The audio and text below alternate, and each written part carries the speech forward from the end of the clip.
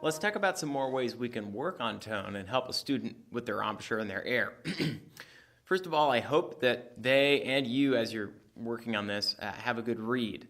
If you have one or two, probably one of them will at least function.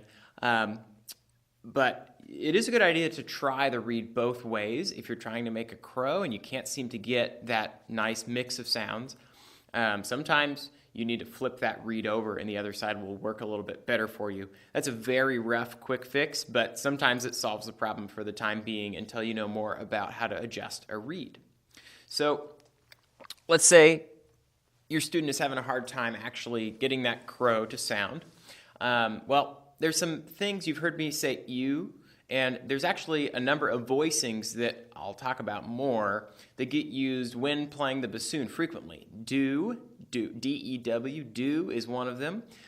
Do with the O vowel is one of them. And D would be a vowel we might use for some higher tones on the bassoon. But most of the bassoon notes can be played with a do or a do voicing. Now, to help focus that sound and shape the tongue correctly, it's a good idea to tell the student to focus that vowel in the front of their mouth. So you can help them find that by saying Minnesota. And right where that in is, Minnesota, behind the front teeth. Have them focus their do or their do right there up at the front, right where the in happens. So Minnesota. Feel where your tongue touches, put your do right there. So that's a way to use voicings, and that's do is one of the ways, or ew is one of the ways you can help a student with their crow. So if they're only getting a low sound, they should think a little bit more about that ew voicing, and it'll give them a little more correct tongue position. And if they're only getting high sounds, they're probably a little too firm with lip pressure, and so they should be thinking a little bit more open. So that might mean do in their mouth, but actually just tell them to think open, and chances are they'll open up on the reed a little bit and stop pinching. The third way then is the bomb drop again, to play with a fair amount of lip pressure and get the high sound, and then see if they can make the sound drop into the crow.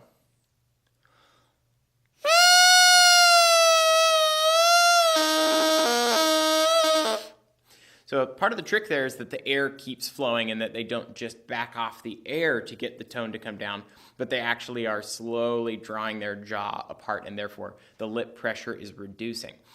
So they might be doing both, and you want to have them practice just using that lip adjustment and keep their air steady. So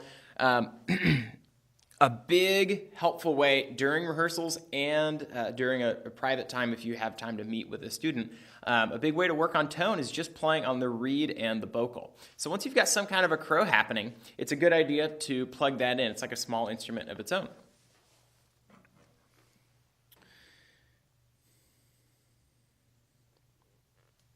So the pitch you're looking for on the reed and vocal is a C, and the student is likely to play higher than that, simply because having too much lip pressure, even a little bit, will put you up in the C-sharp range. So if you've got a C-sharp, they're definitely too tight.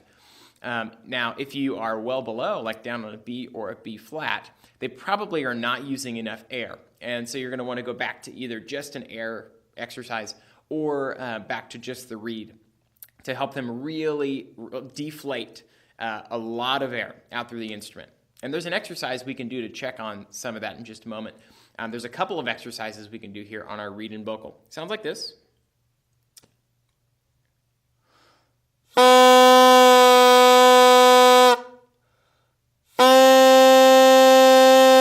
Now I've got my tuner here, and I looked down, and I was on about a B natural. And what I really did to fix that was increase my air. And so that's an important point that you can cover by having a student experiment with their airspeed. So if you have them play with as little air as it takes to make a tone, and then accelerate their air to a maximum, they can hear the difference in pitch. Make sure that they don't do anything with the embouchure. They just go from minimum air to maximum air.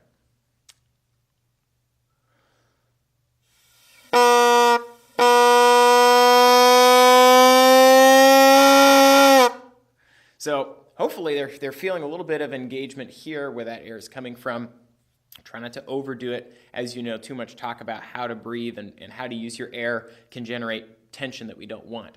But just make sure that this is still and that they're not getting the pitch change by pinching down. Don't tell them what's going to happen to the pitch. Just tell them to experiment with their airspeed and see what happens. Okay, so another thing to check with the embouchure is that we've got a nice flat chin, and so you can say do and have them play and just have them touch their chin because it feels a little bit more like we're playing an instrument. We've got this solid metal piece on here. So just do.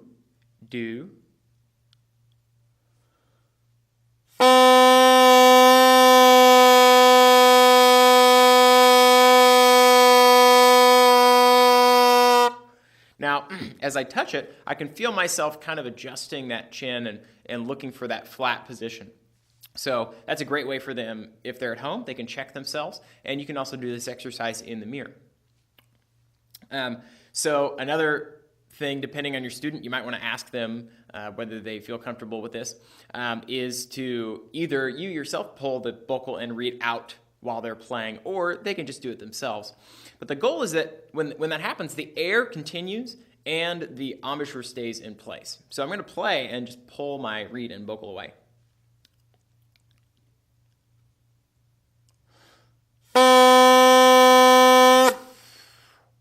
Okay, so I've got a habit of using a little too much lip pressure. I felt my lips kind of curl down and over. So I'm going to try to relax here a little bit more. And my air did continue, so I'm going to do that again.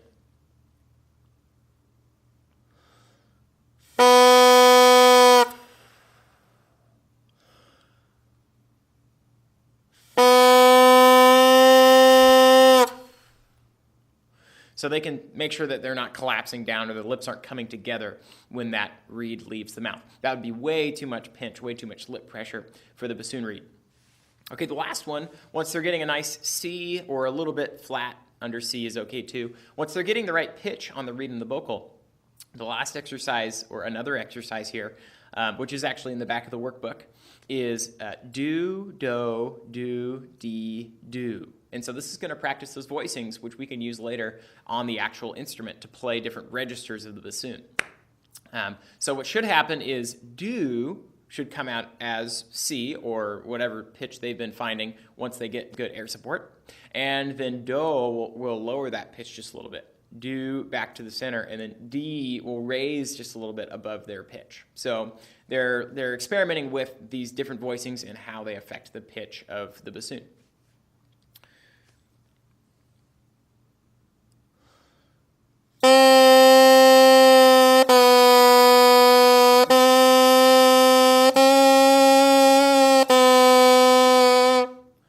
Do, do, do, dee, do. Now, if you're like me, try that. If you're like me, pretty good chance that you'll add a little lip pressure when you go to D to get that pitch to go up. But do is really helpful to help drop that tongue out of the way and make a little bit more space in the mouth. And before long, if you just focus on keeping still with the embouchure, you can get that exercise to create the pitch bends that it's supposed to. Also, when we're saying do or do, the D syllable, of course, is for articulation. And you can practice tonguing on the reed and vocal, too. Say, tip of the reed touches the tip of the tongue. Or other way around. Say, the tip of the tongue touches the tip of the reed. And don't overdo it beyond that. Try to let that be their guide. And if they're getting basically the right sound, it's probably okay.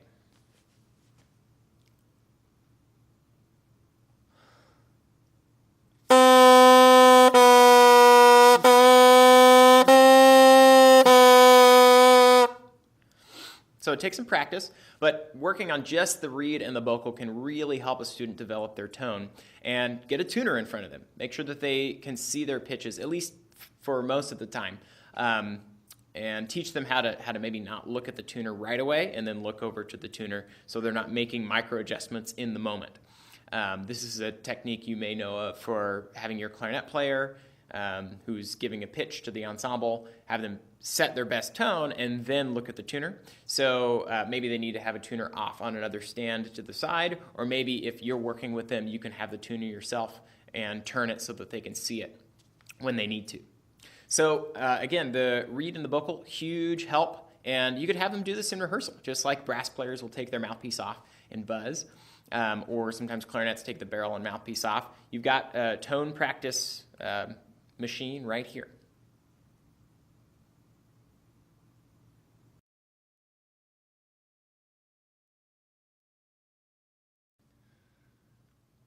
A quick note about vibrato. So most players won't develop a vibrato automatically on their own, so it's something that you do need to teach. And within probably the first year of playing, it's a good idea to have a student at least experiment with vibrato. Now, sometimes there are instruments, woodwind instruments, that use kind of a jaw pitch vibrato. So by a slight chewing motion, they can adjust, they can make that vibrato happen. But the bassoon is not, a jaw vibrato is not what you're looking for on the bassoon. We're going to use what's called an intensity vibrato, which is familiar to, or just air vibrato. It's familiar to maybe flute players, where we're actually changing the intensity of the air. And because of the way the bassoon works, that's going to change the pitch a little bit too. But it's definitely an intensity and an air vibrato. So in order to have a student start working on that, just set the metronome to 60 beats per minute and have them play. This is another good one to use, just the reed and the vocal. And just have them play and pulse with an exaggerated change in their air every quarter note at 60. Something like this.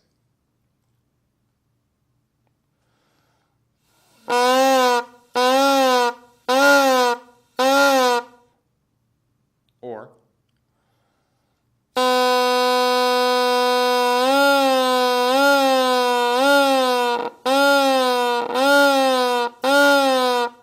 so they're getting a feeling of where that air comes from. And then eighth notes.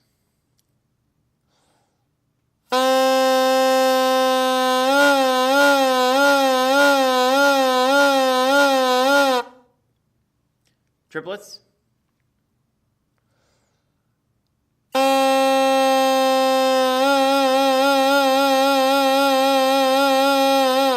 And so on. They can also demonstrate for you on just their hand. But again, to simulate the resistance of the bassoon, the reed and the vocal is a pretty good tool for that. So do make sure that you teach your students vibrato, and again, not a jaw vibrato that's just going to promote pinching and biting of the reed, and that more than anything is going to be a big habit of a lot of students transferring to bassoon from other instruments. So teach vibrato and make sure that you use that reed and vocal to create a good vibrato exercise your student can do at home.